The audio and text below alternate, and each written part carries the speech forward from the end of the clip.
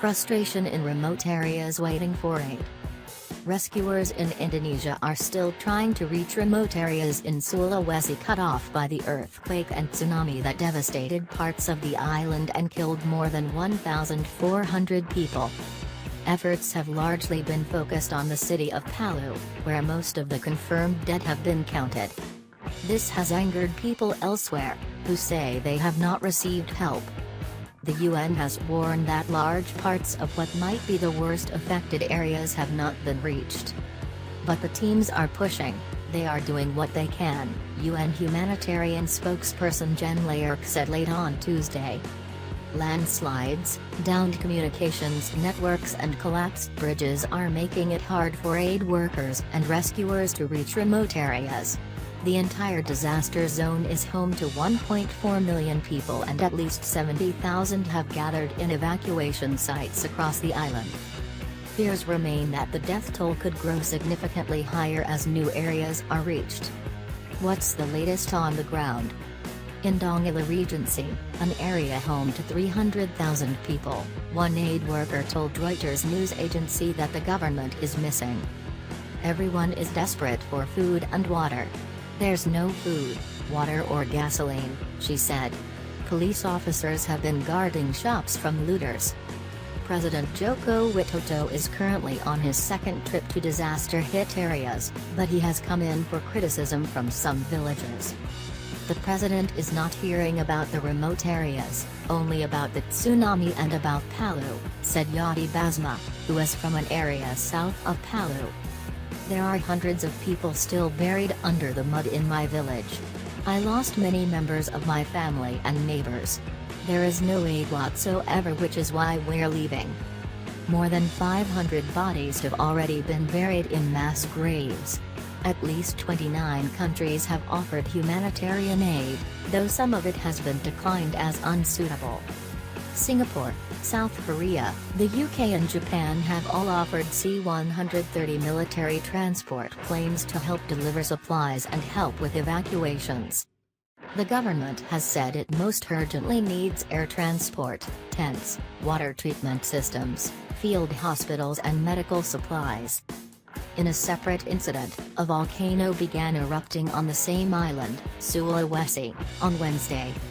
Mount Saputan is about 1,000 kilometers, 600 miles, away from Palu, and it is not being seen as a threat to the aid operation. The danger zone around the volcano is sparsely populated. No drinks since yesterday. After days of waiting for aid, Wasliha decided she had to walk to find help.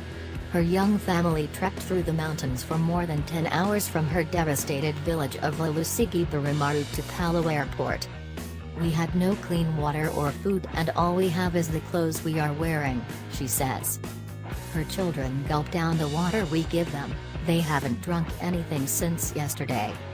She had heard the military was flying out and had joined hundreds of people at the airport hoping to get a seat. Everyone wants to get out. Most can't and are having to endure another day without power and with limited drinking water.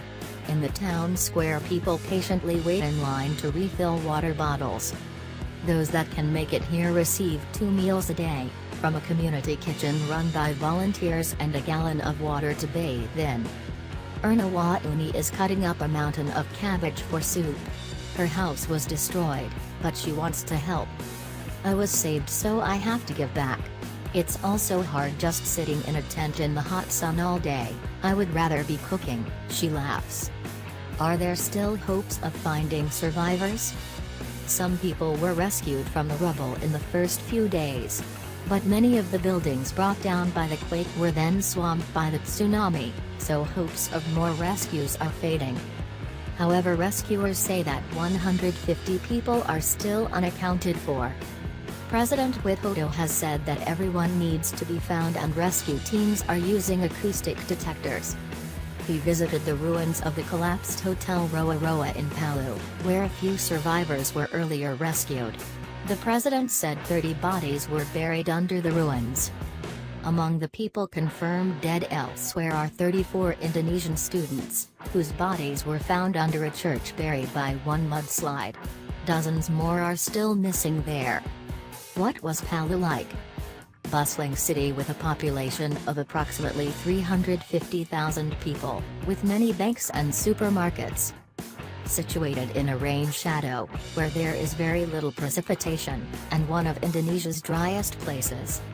Near the popular beach area of Tanjung Karang. Served by a busy regional airport.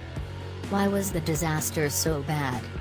The 7.5 magnitude quake struck just off the central island of Sulawesi at 10:03 on Friday at a depth of 10 kilometers, 6.2 miles, setting off a tsunami that soon after engulfed Palu with waves of up to 6 meters.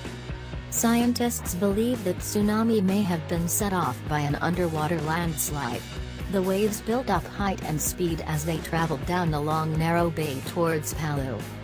Vice President Yusuf Kala has said the final death toll could be in the thousands, while the Red Cross estimates that more than 1.6 million people have been affected.